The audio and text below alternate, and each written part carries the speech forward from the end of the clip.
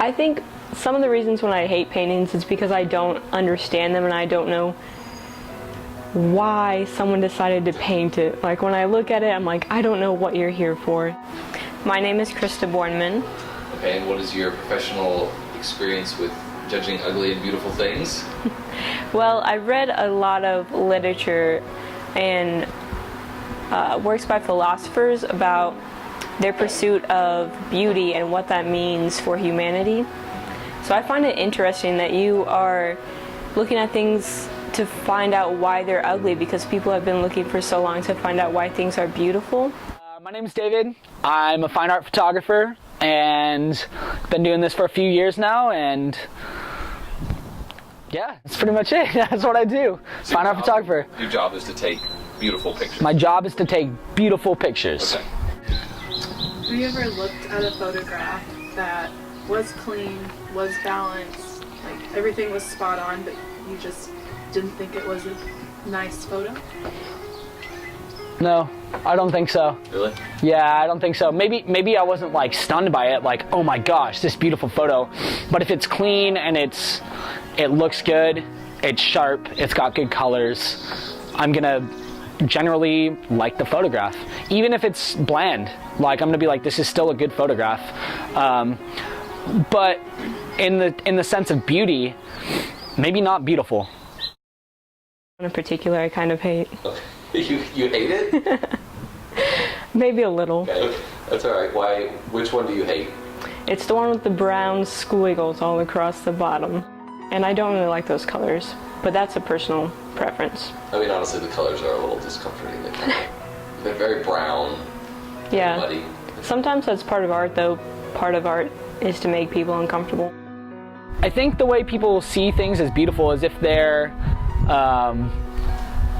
ideal to them. So all the ugly paintings, which I know you've seen in my apartment, or to some extent, what about those paintings? Do you think they're ugly, or do you think they're? I mean, I know they're eclectic, like they're all kind of different, but are they ugly? I mean, yeah, they're not the prettiest. So what make? I mean, I bought them all secondhand and stuff like that. So like, what makes them ugly compared to paintings that they have, or drawings, or any sort of work of art that you see in museums? Like, what's the difference? Something that I think is beautiful is cleanliness. In what I do, when I create a photograph, the first thing I do is I bring it up to just the most perfect level of sharpness, cleanliness before I even touch colors or adjust anything like that. I make sure everything's sharp, everything's clean, there's no funky looking visuals going on, no distracting things, just very clean and solid. And I think those paintings lack that. Sometimes when it's muddy or confusing and not as straightforward, that can be perceived as being ugly. Yeah. Confucius says that everything is beautiful, but not everyone can see that it's beautiful. So it depends on perspective. Exactly. A lot of people think that beauty is a personal perception, but then other people think that beauty is more genetic based, and we find beauty in things that help us survive and perpetuate our genetic code. I think it's possible to find beauty in I guess they're almost too textured or overdone, gaudy things. Is there a way to find beauty in that, or and maybe just enjoyment out of that? I think so. Not everyone connects the same way. Not everyone obviously has the same perception of beauty. Just because one person thinks something is ugly doesn't necessarily mean that it is ugly. It might be the artist's portrayal of something that is true to them, and maybe that's not true for every person's experience, and therefore they wouldn't be able to see the beauty in it. They talk about beauty in humans is measured symmetrically or whatever, the more symmetrical oh yeah, the more beautiful it is. Do you think symmetric or having symmetrical works of art is important as well, or just maybe is that just balance? I think balance, and I think that goes back to the idea of cleanliness.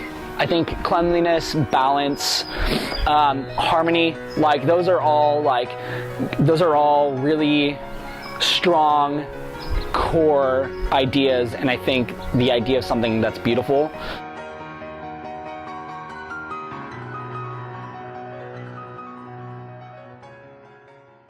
And I think if the piece serves its purpose, regardless of whether or not it's aesthetically pleasing, it may still be beautiful, because the idea of beauty isn't necessarily visual harmony, I guess. There's multiple levels of beauty, or not levels, but factions of beauty. What things say, what things look like, what things do.